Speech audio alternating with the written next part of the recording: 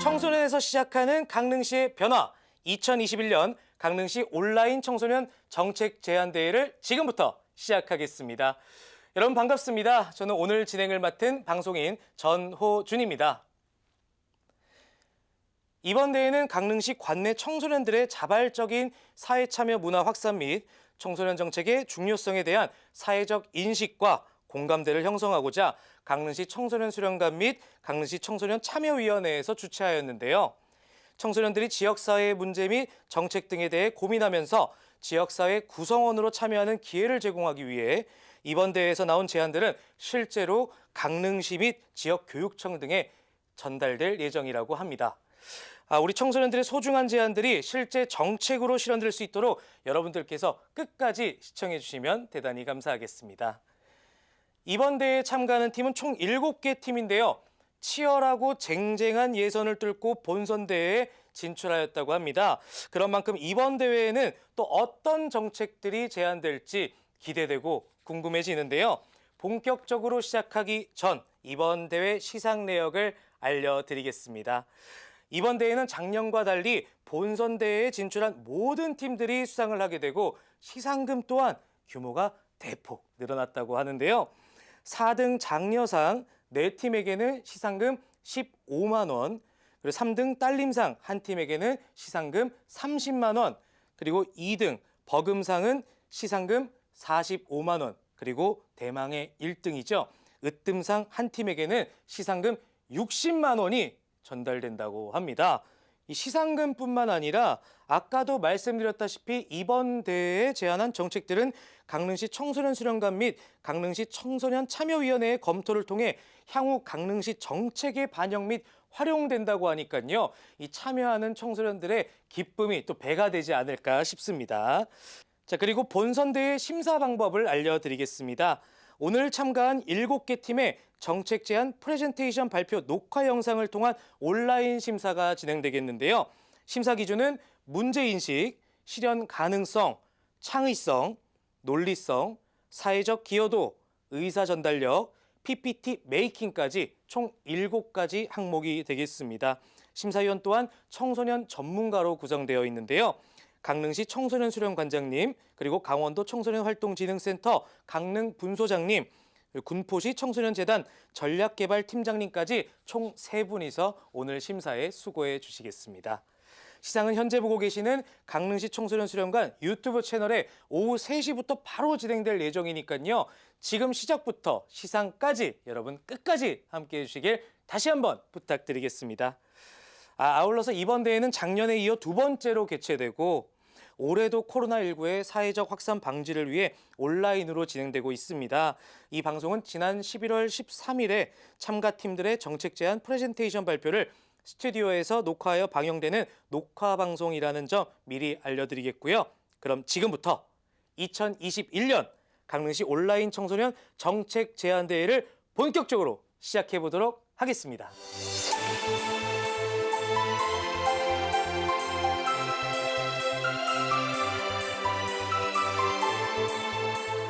자, 그럼 이제 첫 번째 팀부터 소개해 드리도록 하겠습니다. 이번 대회 참가팀 중 유일한 중등팀이라고 하는데요. 바로 쓸다가 08팀입니다. 무슨 뜻인가 했더니 쓸고 담고를 줄여서 쓸담 강릉의 쓸, 그리고 다시 쓸고 강릉의 다, 그리고 같이 강릉의 가, 그리고 08은 오늘 발표할 친구들이 2008년생이라고 해요. 14살의 친구들이라고 합니다. 쓸다가 08, 저 때 아나바다 같은 장명 센스가 아닌가 싶은데, 근데 정말 이 어린 나이에 이런 정책을 제안한다는 게 가능한지 정말 대단합니다. 더욱더 궁금해지는데요. 환경보호와 쓰레기 가치를 찾는 청소년 활동 활성화 방안에 대하여 발표한다고 합니다. 함께 시청하시죠.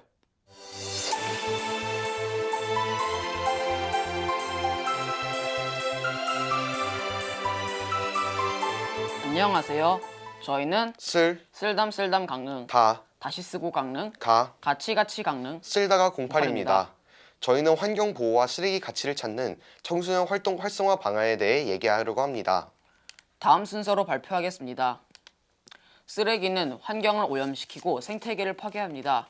저희는 이 프로젝트를 통해 생태계가 파괴되는 악순환을 막고 사회적 가치가 되는 일들이 다시 건강한 혜택으로 돌아오기를 바라는 마음으로 제안합니다. 강릉하면 어떤 이미지가 떠오르시나요? 바다, 해산물, 경포대, 오죽헌 등이 떠오른다고 합니다. 강릉시에서 관광객을 대상으로 빅데이터를 이용해 조사한 결과 가장 많이 찾는 곳은 경포 해변과 호수, 안목해변 커피거리, 중앙시장이었으며 만족도가 높은 것은 강릉의 자연 경관과 음식, 그리고 불편한 점은 숙박과 교통수단, 그리고 체험 콘텐츠의 부재였습니다. 국가관광거점 도시 강릉에 살면서 우리에게도 불편한 점이 있는데 바로 주변에 많은 쓰레기입니다. 보시는 것처럼 경포해변에 있는 쓰레기, 자원순환센터에 있는 쓰레기가 넘쳐 흐르고 있으며 조만간 이 쓰레기가 배를 가르면 나오는 생선이 우리 식탁에 오를지도 모릅니다. 실제 통계청 자료를 보면 강원도 쓰레기 배출량이 계속해서 늘고 있는 걸 볼 수 있습니다. 더 큰 문제는 강릉이 인구가 많은 주변 지역보다 쓰레기 배출량이 더 많다는 것입니다. 춘천보다 2배나 더 많습니다.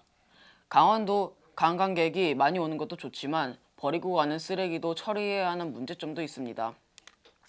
2019년 1인당 생활 폐기물 배출량을 보면 강원도는 전국에서 제주 다음으로 많습니다. 그리고 강릉은 강원도에서 3번째로 많습니다.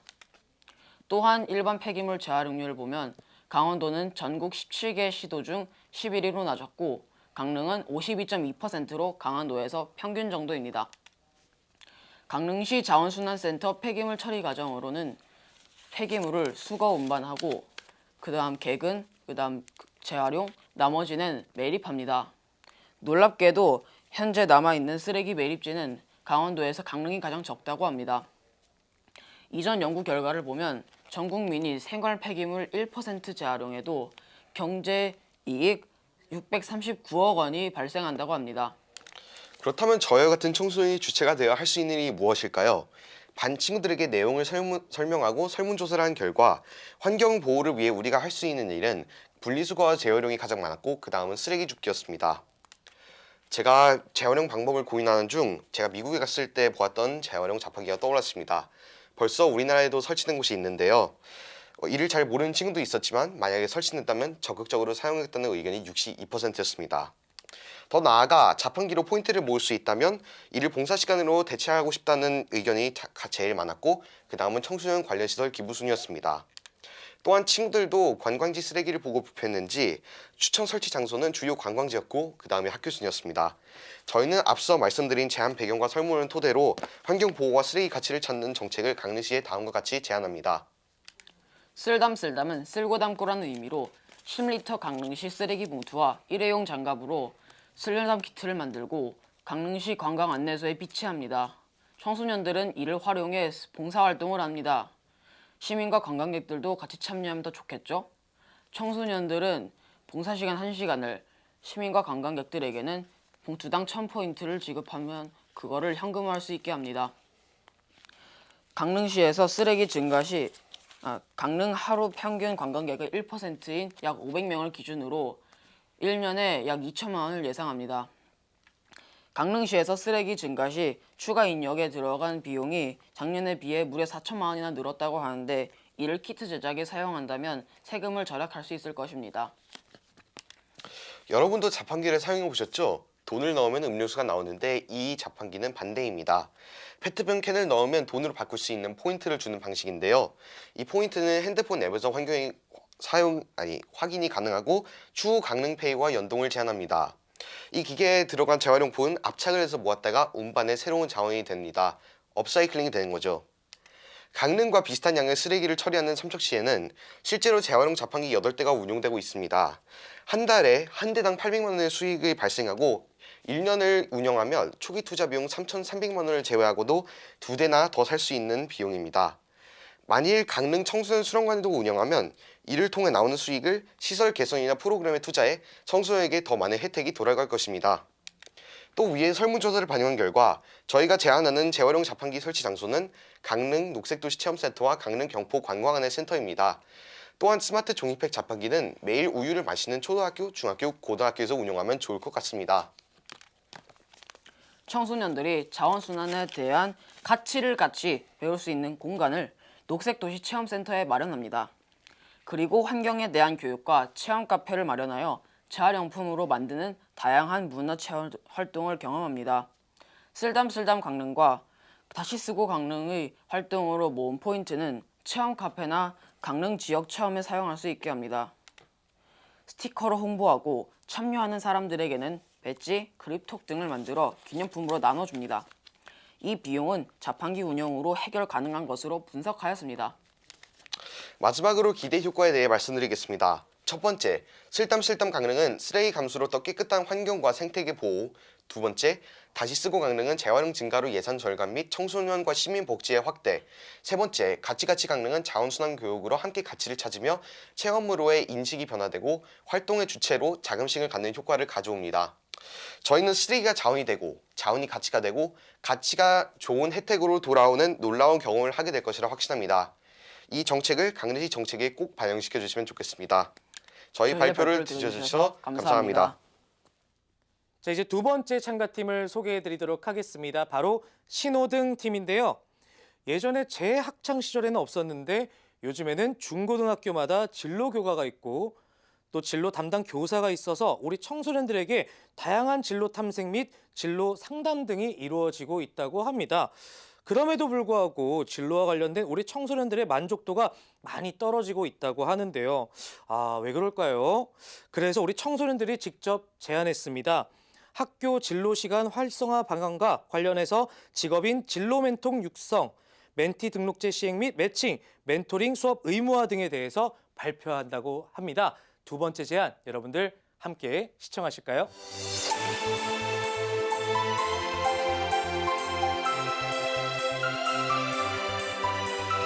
내 꿈을 찾는 직업인 진로 멘토링. 안녕하세요. 신호등 팀의 발표자 이예빈 전재희입니다.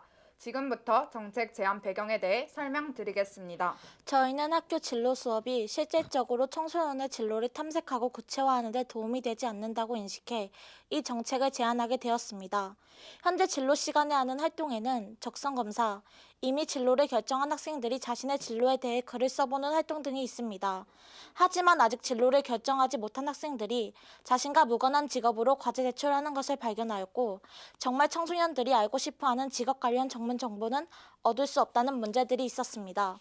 덧붙이자면 강릉시 고등학생 125명을 대상으로 실시한 설문조사에서 64%가 진로 시간에 하는 활동이 자신의 진로와 관련이 없다고 응답하였고 74%가 직업인 강사가 오면 자신의 진로에 도움이 될 것 같다고 응답하였습니다. 이를 통해 진로 수업으로는 청소년의 진로 탐색에 한계가 있다는 것을 알 수 있었습니다. 그래서 이것을 저희의 정책으로 해결해 보고자 합니다. 진로교육법에 의거하여 모든 학생은 발달 단계 및 개인의 소질과 적성에 맞는 진로교육을 받을 권리를 가지며 국가 및 지방자치단체는 학생의 발달 단계 및 소질과 적성에 맞는 진로교육을 활성화하는 데 필요한 시책을 마련해야 하고 학생이 다양한 진로 체험을 할 수 있도록 학교 및 학생에게 진로 체험을 제공하는 법인 기관 단체 등의 행정적, 재정적 지원을 해야 합니다. 이 법을 바탕으로 저희 정책의 필요성에 대해 말씀드리겠습니다. 첫째, 청소년에게 가장 중요한 것이 진로 탐색이기 때문입니다. 자신이 하고 싶어하는 것을 찾아 스스로 진로를 결정하는 것은 정말 중요합니다. 둘째, 청소년 진로 개발 역량을 도움을 주는 과정이 필요하기 때문입니다. 지금 직업에 대한 기본적인 지식만 알려주는 데 그치는 진로 수업이나 입시와 학과 위주의 동아리 활동은 도움이 되지 않는다고 생각합니다. 셋째, 학교를 다니지 않는 청소년을 도와줄 수 있기 때문입니다. 매년 평균 5만 명가량의 청소년이 초중 고교에서 학업을 중단하고 있으며 학교를 그만두는 시기는 고등학교 때가 가장 많다고 합니다. 따라서 저희는 지역사회에서 직업을 가지고 활동하고 있는 직업인을 만나 직업 세계에 대해 탐색하는 시간을 많이 갖는 것이 청소년 진로 선택에 꼭 필요한 과정이라는 것을 말씀드리고 싶습니다. 저희가 제안하는 정책은 이렇습니다. 첫째, 직업인 진로 멘토를 육성합니다. 강릉에 거주하는 직업인이라면 누구나 등록할 수 있도록 하고 진로 상담 전문가와 협력하여 직업인이 청소년에게 진로 멘토링을 할 수 있도록 돕습니다. 청소년 수련관에서 이미 창의적 체험활동 강사를 지원하고 있는데 이것을 종합적으로 활용하여 저희는 다양한 직업인 멘토를 육성할 계획입니다. 둘째, 멘티 등록제를 시행합니다. 청소년이라면 누구나 신청이 가능하며 청소년 수련관 홈페이지 SNS에서도 신청할 수 있도록 하여 학교 밖 청소년의 접근성을 높입니다.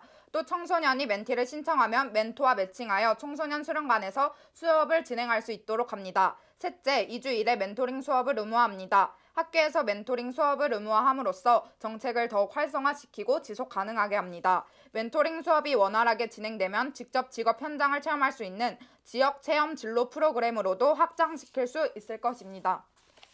저희 정책으로 소요되는 예산을 예측해보자면 강릉시 고등학교 1학년 2주의 1회 강사비로 1년에 6,656만 원, 청소년 수련관에서 월 10회의 멘토링이 진행될 경우 1년에 480만 원, 총 7,136만 원 정도가 소요될 것으로 예측됩니다. 기대 효과는 4가지로 말씀드리겠습니다.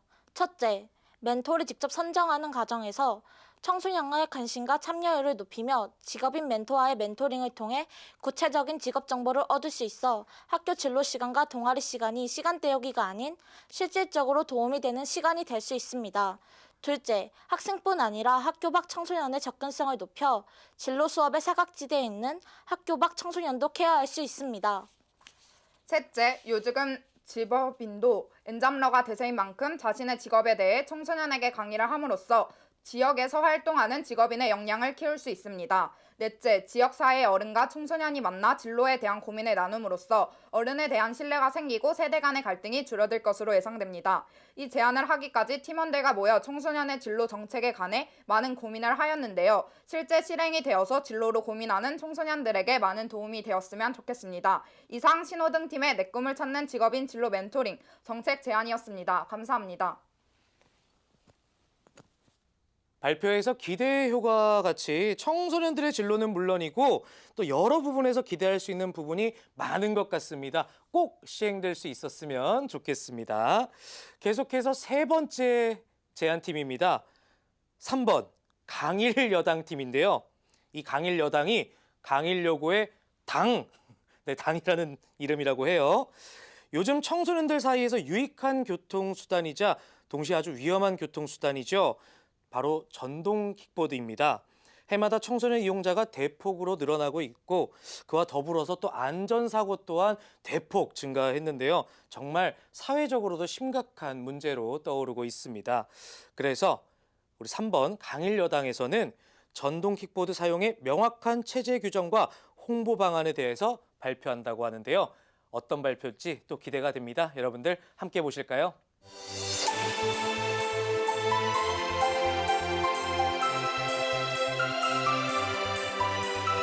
안녕하세요.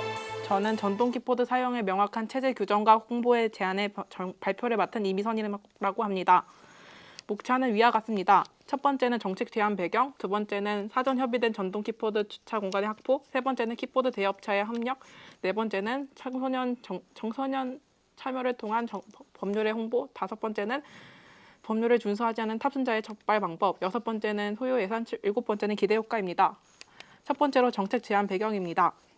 위와 같은 사진과 같이 전동 킥보드의 미흡한 관리로 예기치 못한 일들이 빈번히 발생합니다. 여러분들도 도보를 걷다 보면 길가에 널브러져 있는 전동 킥보드를 쉽게 발견하실 수 있을 것입니다.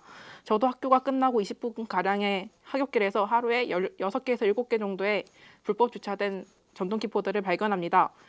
위의 영상처럼 2인 이상 킥보드를 타는 것과 같은 정해진 규칙을 지키지 않아 일어나는 사고가 빈번합니다. 위와 같은 이유로 저희는 다음과 같은 정책을 제안합니다. 첫 번째 제안은 사전 협의된 전동 킥보드 주차 공간의 확보입니다. 강릉시에서 전동 킥보드가 가장 많이 다니는 곳 중 하나인 교일동에 적절한 주차 공간을 9개를 선정해 봤는데 주로 공원과 공터, 폭이 6m 이상이 되는 도보를 중심으로 꼽았습니다. 언제나 간편하게 찾아 이용할 수 있는 이동수단 중에 하나이긴 때문에 200m 이내의 거리마다 주차 공간을 선정해 봤습니다. 실제로 포항시와 원주시는 전동 킥보드 주차 공간을 더 설치하여 도보를 걷고 있는 시민들의 환대를 받기도 했습니다. 두 번째 제안은 전동키보드 대여업체와 협력입니다. 전동키보드와 헬멧을 함께 대여주거나 혹은 전동키보드 관련 법률을 사용자에게 명확하게 표시해주는 대여업체를 정부 자체에서 홍보하거나 정부 인증 마크를 지급하는 것입니다. 이를 통해 대여업체는 안전업체라는 이미지를 얻어 전동키보드 사용을 늘릴 수 있고 안전사고를 줄여 탑승자와 도보를 걷고 있는 시민들의 안전을 확보할 수 있습니다. 세 번째는 청소년 참여를 통한 법률 홍보입니다. 전동키보드에 관한 법률은 명확히 존재하지만 시민들과 사용자들은 잘 알지 못할 뿐더러 준수해야 된다는 인식이 부족합니다. 따라서 전동키보드 면허 시험 시 2시간 이상의 안전교육을 수강함으로써 탑승자의 의식을 확대시키고 청소년을 대상으로 한 전동키보드 법률 홍보 포스터나 노래를 만드는 대회를 개최하여 수상작을 길가에 게시함으로써 청소년과 시민들의 의식을 확대시켜 전동키보드 사용자의 범법적인 해결을 제한할 수 있습니다. 11월과 2월은 겨울 날씨로 인해 전동키보드 사용이 적음으로 생략했습니다. 그렇다면 불법 주차와 속도 위반 탑승자를 어떻게 잡아내는가는 가 문제인데요. 그 방법은 바로 네 번째 제안을 통해서 얘기해 보겠습니다. 전동키보드의 GPS 설치를 의무화하여 전동키보드의 속도와 위치를 확인하여 법률을 준수하지 않은 전동키보드 사용 탑승자들을 촉출해 처벌하는 것입니다. 왜냐하면 그 전동키보드 사용할 때는 항상 QR코드로 자신을 인증해야 하기 때문에 그 순간순간마다 정해진 속도나 위치를 어기는 사람들을 처벌한다면 법을 지키지 않은 탑승자들을 줄일 수 있을 거라고 생각합니다. 소요 예산은 청소년 대회에 관련된 예산은 연간 200만 원 정도로 추정하고 있고 주차 공간의 확보랑 GPS 설치는 그 각자 대여업체에도 굉장히 좋은 역할을 하기 때문에 대여업체 스스로 하는데 정부 지원금을 지원하면 좋을 것 같다고 생각합니다. 이 제안을 통해 저희가 얻을 수 있는 기대 효과는 도보를 걷고 있는 강릉시 시민들의 안전을 확보할 수 있고 강릉시만의 독보적인 안전한 전동키보드 문화를 만들 수 있으며 전동키보드 주차 단속을 통한 도시의 미관을 개선할 수 있고 편리하고 안전한 이동수단인 전동키보드를 사용할 수 있습니다. 감사합니다. 네, 현재 전동 킥보드가 가지고 있는 사회적 이슈 그리고 단점들에 대해서 명확하게 짚고 또 해결 방안까지 제시해주지 않았나 싶습니다. 정말 안전한 강릉시가 됐으면 좋겠다라는 그런 생각이 드네요. 계속해서 참가번호 4번 발표 한번 들어보도록 하겠습니다. 참가번호 4번 아기 돼지 3자매 팀 이름이 굉장히 귀엽습니다. 해마다 우리 강릉시의 차량이 점차 늘어나면서 불법 주차 문제가 심각해지고 있습니다. 불법 주차로 인해 일부 구간에서는 등하교 시간 및 출퇴근 시간에 심한 정체 현상이 발생하고 있는데요. 저도 사실 가끔 운전하다 보면 이 불법 주차 차량 때문에 고생한 적이 한두 번이 아닙니다. 이 어른들의 고민을 우리 청소년들이 해결해주기 위해서 나서지 않았나라는 생각이 들 정도인데요. 그래서 4번 아기 돼지 3자매의 발표 주제는 불법 주차 정책 제안과 관련해서 불법 주차구역 경보음 설치 방안에 대해서 발표한다고 합니다. 마찬가지로 여러분 어떤 제안일지 귀를 쫑긋 세우고 함께해 주시길 바라겠습니다.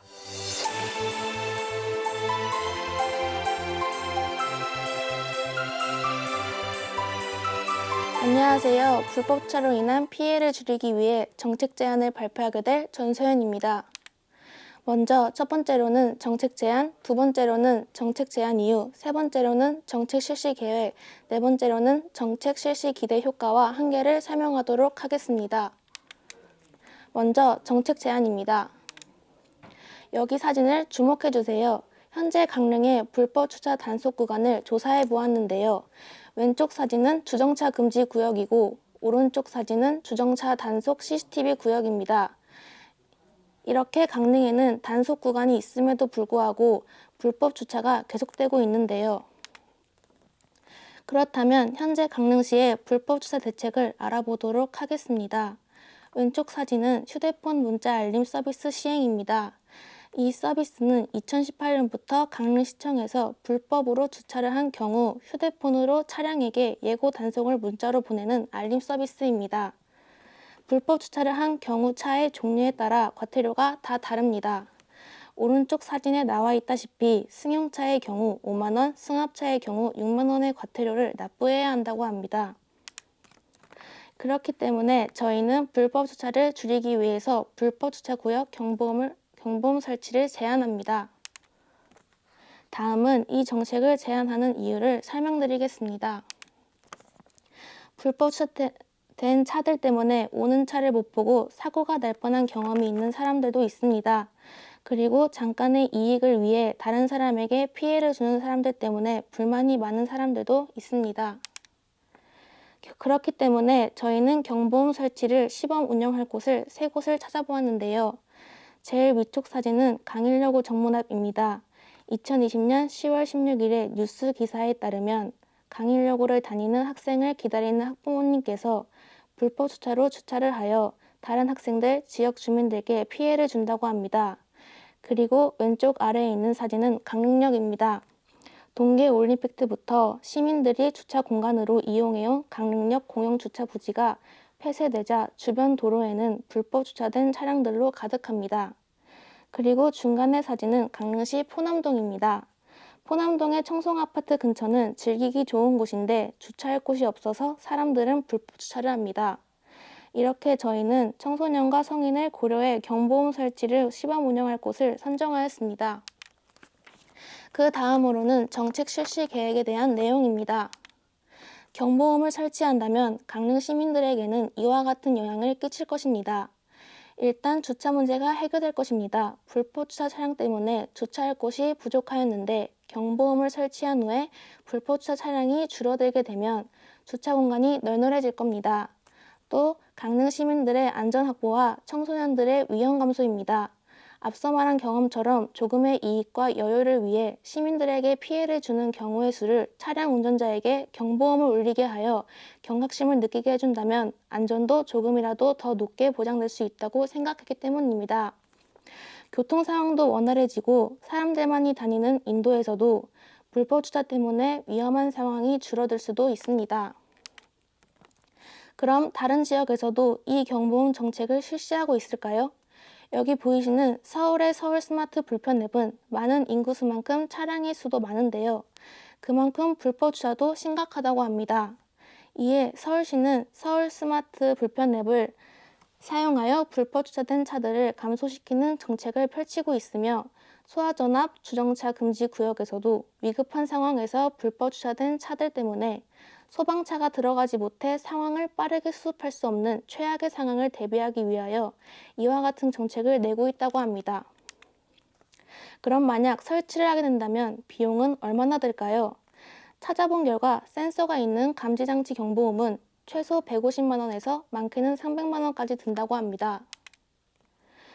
다음으로는 경보음 설치의 기대 효과와 한계, 그에 따른 해결책을 살펴보도록 하겠습니다. 일단 불법 주차 경보음을 설치하게 된다면 불법 주차를 한 운전자에게 자각심을 심어줄 수 있습니다. 평소에는 아무 생각 없이 주차한 차량에게 경보음을 울린다면 운전자는 자신이 되면 안 될 곳에 차를 대었다고 자각을 하게 되며 주변 시민들의 눈초리도 받게 될 것입니다. 또 안전을 보장할 수도 있으며 길을 지나가는 운전자들이 사각지대나 골목길, 코너에 불법 주차를 한 차량 때문에 어려웠던 시야 확보를 가능하게 해줄 수 있습니다. 그렇다면 이에 따른 한계도 있을 겁니다. 일단 주민들이 경보음 소리 때문에 피해를 받을 수 있습니다. 설치 비용이 꽤 많이 들어가는 것도 한계에 포함될 수 있습니다. 하지만 적극적인 계도 활동과 매스컴을 통한 적극적인 홍보, 행정부에서 공정회를 개최하여 주민들과 적당한 회의를 보며 주민들이 받는 피해를 헤아리며 조정하는 것이 가장 안정적인 해결책이라고 생각합니다. 이상으로 발표를 마치겠습니다. 감사합니다. 네, 불법 주정차는 정말 오래된 문제 중 하나죠. 단기간에 바뀌기 어려울 수 있겠지만 이러한 노력들을 통해서 개선된다면 강릉시가 조금 더 쾌적한 환경이지 않을까 그런 생각을 해봅니다. 자, 계속해서 5번째 발표입니다. 바른 성생님. 네, 선생님이 아니라 바른 성생님이네요. 자, 아직도 우리 사회에서는 굉장히 민감한 주제입니다만 우리 청소년들의 성관계 시작 연령이 점차 낮아지고 있다고 합니다. 반면 성관계 경험이 있는 청소년들의 피임 실천율은 60%밖에 안 된다고 하네요. 그로 인해 청소년의 임신, 낙태 등의 다양한 문제들이 발생하고 있습니다. 그럼 어떻게 해야 이런 문제를 방지할 수 있을까요?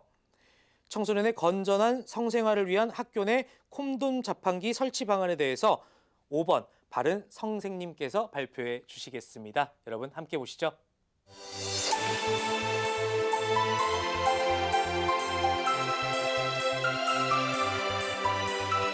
안녕하십니까. 이번 청소년 정책대회에 참가하게 된 팀 바른 성생님입니다. 제가 제안할 정책은 청소년의 건전한 성생활을 위해 학교 내 콘돔 자판기를 설치하는 것입니다. 문제인식, 정책 제안, 기대 효과 순으로 발표하겠습니다. 여러분은 청소년의 성관계 시작 나이가 낮아지고 경험률이 높아지고 있다는 사실을 아시나요? 질병관리청 청소년 건강 행태 조사에 따르면 청소년의 첫 성관계 경험 나이는 13.6세이고 성관계 경험률은 2016년부터 꾸준히 증가하여 2019년에는 5.9%까지 높아졌습니다. 하지만 청소년은 성관계 후 불안해했습니다. 한 피임기고 회사인 EV의 설문조사에 따르면 성관계 경험이 있는 청소년 738명 중 82%인 605명에게 성계 후 불안감을 느꼈고 그중 84%는 임신에 대한 불안감이었습니다. 또한 피임에 관해서는 73%인 542명이 콘돔을 성관계 시 사용한다고 답하였고 콘돔 구매 시 주위 사람들의 시선이 부담되어서 구매하지 못했다고 답했습니다. 그래서 저는 가장 간단하면서도 효과적인 피임 도구인 콘돔을 청소년들이 편안하게 이용할 수 있도록 청소년들에게 가장 익숙하고 오래 있는 장소인 학교 내 콘돔 자판기를 설치하는 방안을 떠올렸습니다. 우선 저는 정책의 법적 당위성을 확인하기 위해 청소년 기본법을 찾아봤습니다. 주위 사람들의 시선과 눈치 때문에 콘돔을 구매하지 못하는 것은 청소년 기본법에 나와 있는 사회 구성원으로서의 정당한 대우와 권익을 보장받은 자유롭게 활동할 수 있도록 하며 와의 내용을 어기고 있다고 할 수 있습니다. 그러므로 학교 내 콘돔 자판기는 설치되어야 합니다. 그 다음 제가 고민을 했던 것은 학교 안에서의 설치 장소였습니다. 중앙현관과 같이 개방된 장소에 설치하면 사생활이 노출될 수밖에 없는데요. 때문에 화장실 안에 설치하는 것을 제안합니다. 다음은 정책 시행 시 비용과 정책 시 비용과 그 후 운영 계획을 말씀드리도록 하겠습니다. 강릉시 중고등학교는 23개가 존재하고 강릉시 제일고등학교 기준으로 학생들이 이용하는 화장실은 6개입니다. 또한 인터넷 검색 결과 자판기는 하나에 약 40만 원으로 이를 계산하면 약 5,500만 원의 예산이 필요할 것으로 예상됩니다. 자판기가 설치된 후 각 학교의 학생회에서 운영을 한다면 사생활을 더욱더 보호받을 수 있을 것입니다. 다음은 기대 효과에 대해 말씀드리겠습니다. 기대 효과로는 수십만 원이 넘는 성병 예방 주사를 맞지 않더라도 심지어 주사로도 예방이 불가능한 성병을 물리적으로 막아주어 성병으로부터 자유해질 수 있습니다. 또한 성관계 후 가장 불안했던 점인 임신에 대한 불안감도 해소될 수 있습니다. 그만 발표를 마치겠습니다. 팀 바른 선생님이었습니다. 감사합니다. 지지할 수는 없지만 무조건 막을 수도 없다면 안전이 우선시 되어야겠죠. 오늘 정책 중 가장 청소년의 눈높이에서 바라본 정책이 아니었나라는 생각을 해봅니다.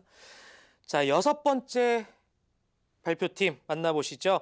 내 이름은 팀입니다.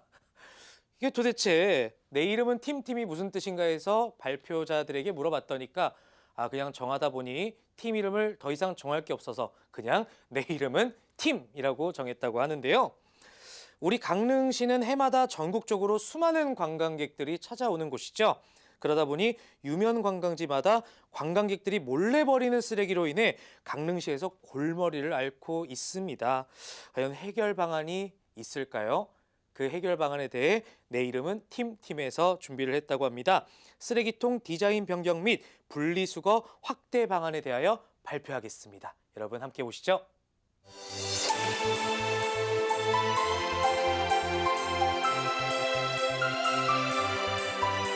안녕하세요. 저는 2021년 강릉시 온라인 청소년 정책대회에 참여하게 된 내 이름은 팀의 발표자 송서윤입니다.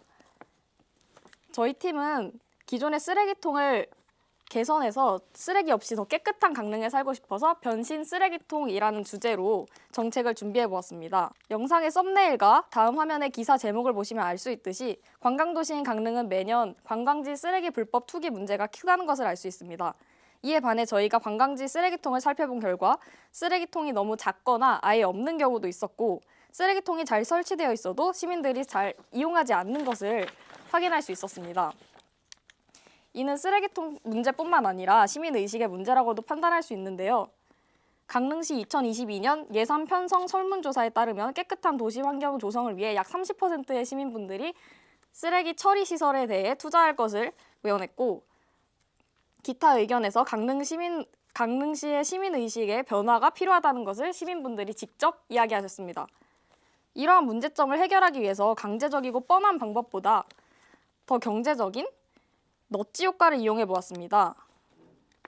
넛지는 팔꿈치로 슬쩍 찌르다라는 뜻으로 그림에서 볼 수 있듯이 대상에 대한 흥미와 궁금증을 유도해 사람들의 선택을 부드럽게 유도한다는 의미가 있습니다. 그럼 저희의 쓰레기통 디자인을 이제 보도록 하겠습니다.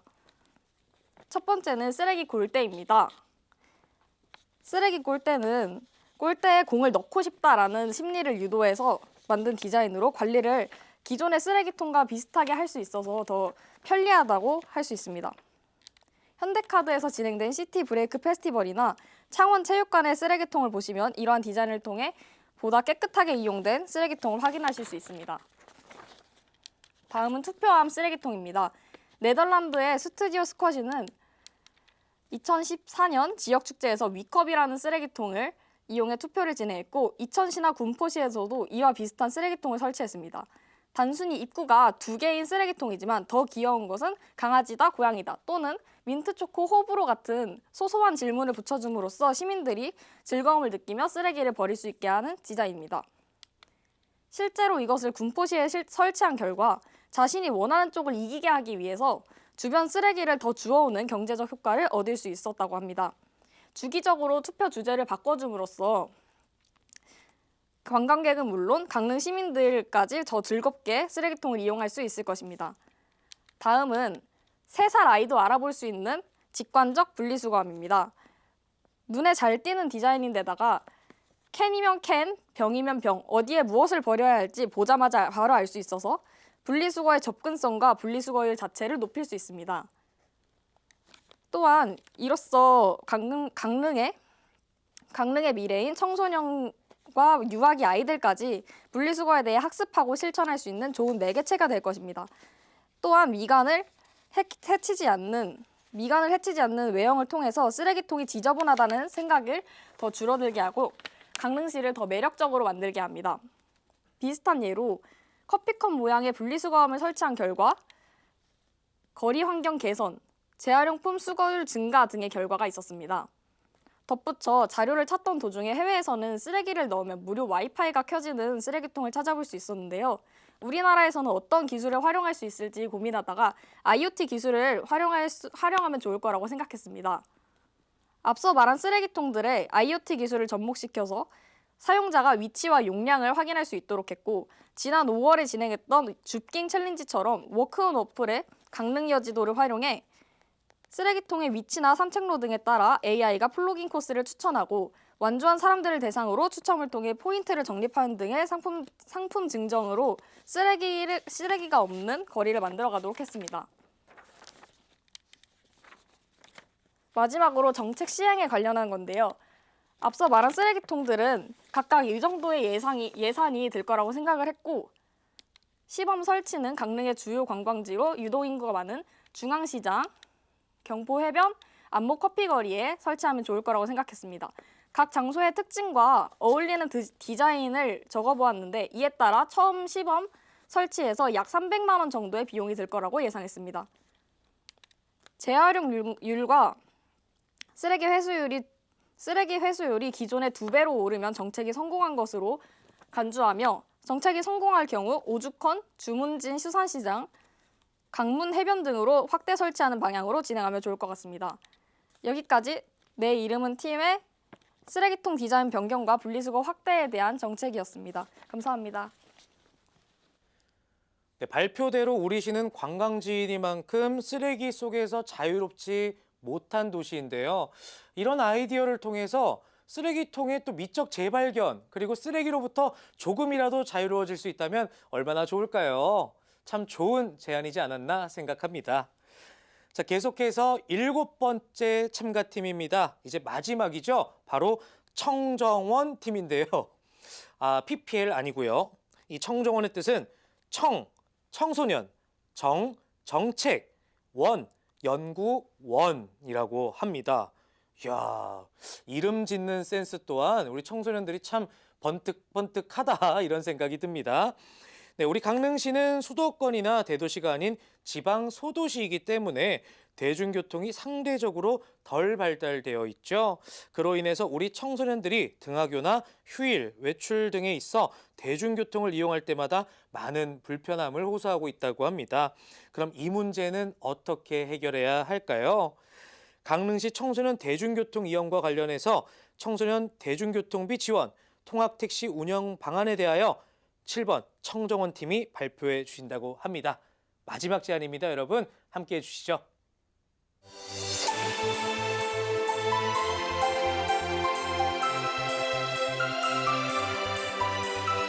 안녕하세요. 마지막 발표 순서를 맡게 된 청정원 팀의 김영빈입니다. 저희는 강릉시 청소년들의 복지 향상을 위한 대중교통 분야의 정책 제안 내용을 준비하였습니다. 발표 순서를 말씀드리도록 하겠습니다. 첫 번째는 정책 제안 내용 및 정책 제안 이유 소개, 두 번째는 정책 제안 내용 소개, 마지막 세 번째로는 정책 제안에 따른 기대 효과의 순서로 발표를 하도록 하겠습니다. 첫 번째로 정책 제안 내용 및 정책 제안 이유 소개를 발표하겠습니다. 정책 제안 내용을 소개하겠습니다. 첫 번째로 강릉시 청소년들의 대중교통비 부담 해소를 위한 강릉시 청소년 대중교통비 지원 정책과 두 번째로 대중교통 취약지역 등에 거주 중인 강릉시 청소년들의 대중교통 이용 불편 해소를 위한 통학택시 운영 정책을 준비하였습니다. 먼저 강릉시 청소년 대중교통비 지원 정책 제안 이유에 대해 말씀드리겠습니다. 크게 두 가지 이유로 제안하게 되었는데요. 첫 번째 이유는 잦은 시내버스 요금 인상이고 두 번째 이유는 강릉시 청소년들의 복지 향상의 이유로 제안하게 되었습니다. 해당 자료를 잠깐 보시겠습니다. 이 자료는 강원도 버스운송사업조합이 8월에 강원도에 제출한 여객운송사업 운임, 요금의 기준 및 요율의 변경 결정 조정 신청서 내용 중 일부분인데요. 이해하기 쉽게 요약하자면 코로나19 장기화로 운수업체별로 경영난이 장기화되자 강원도 버스운송사업조합에서는 강원도에 버스 운임 인상 조정 신청서를 낸 자료입니다. 자료를 자세히 보시면 청소년 요금이 현재는 1,120원인데 1,520원으로 400원가량 인상 조정을 신청한 모습을 보실 수 있습니다. 이 자료를 바탕으로 계산을 해보았는데요. 초중 고등학교 수업일수 190일 기준으로 하루에 시내버스를 등하교 목적으로 총 2번, 380번을 이용했을 때 나오는 가격입니다. 현행 요금은 42만 5,600원이 나오고 조정 신청 요금으로 계산을 하게 되면 57만 7,600원, 현행 요금과 조정 요금으로 계산을 하면 15만 2천원을 1년에 추가로 청소년들이 부담해야 합니다. 청소년들에게 15만 원은 굉장히 큰 가격이라고 생각합니다. 두 번째로 통학택시 운영 제한 이유에 대해 말씀드리겠습니다. 코로나19 장기화에 따른 운수업체 수입 감소로 인해 시내버스 노선이 감회되거나 노선 운영 중단이 현재까지 진행되고 있습니다. 이에 따라 매일 등하교를 해야 하는 학생들은 버스가 다니지 않아 이른 아침에 버스를 타고 나와 환승 장소에서 버스를 수십 분 기다려 등하교를 하고 있는 상황입니다. 이에 따라 통학택시라는 정책을 제안하게 되었습니다. 두 번째로 정책 제안 내용 소개를 발표하겠습니다. 강릉시 청소년 대중교통비 지원 정책 제안 내용을 소개하겠습니다. 운영 방법은 강릉시에 거주 중인 중고등학생 중 사전에 신청한 학생에 한하여 본인 명의의 교통카드 실사용액의 일부를 상반기, 하반기마다 지역 화폐로 환급하는 정책입니다. 강릉시 거주 중고등학생 14세에서 19세에 해당하는 인구를 조사해보니 11,604명이 나왔습니다. 이 학생이 전부 지원을 받는 경우 최대 소요 비용이 총 11억 6,040만 원이 소요될 것으로 예상하였습니다. 통학택시 운영 제한 내용을 소개하겠습니다. 강릉시에서 현재 시행 중인 희망택시 운영 및 지원에 관한 조례 중 선정 기준을 추가하는 것으로 이용객은 시내버스 요금만 지불하고 통학택시를 이용하면 됩니다. 시내버스 요금을 제외한 나머지 금액은 강릉시에서 버스기사 또는 택시기사 또는 택시회사에 일괄 정산하여 지급하는 것으로 택시를 운행하는 기사님이나 택시회사에 전혀 부담이 가지 않도록 구상하였습니다.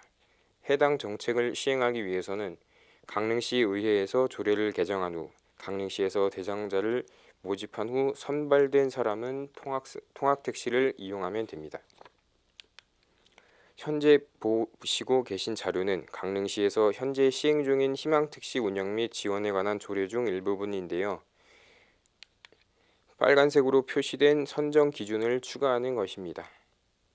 통학을 목적으로 하는 관내 중고등학생 중 다음 기준을 하나라도 해당하는 경우 1. 시내버스 운행 시간과 등하교 시간대가 맞지 않는 경우, 버스가 운행하지 않는 경우 또는 자택에서 버스 정류장까지의 거리가 1km 이상인 경우, 2회 이상 환승하는 경우로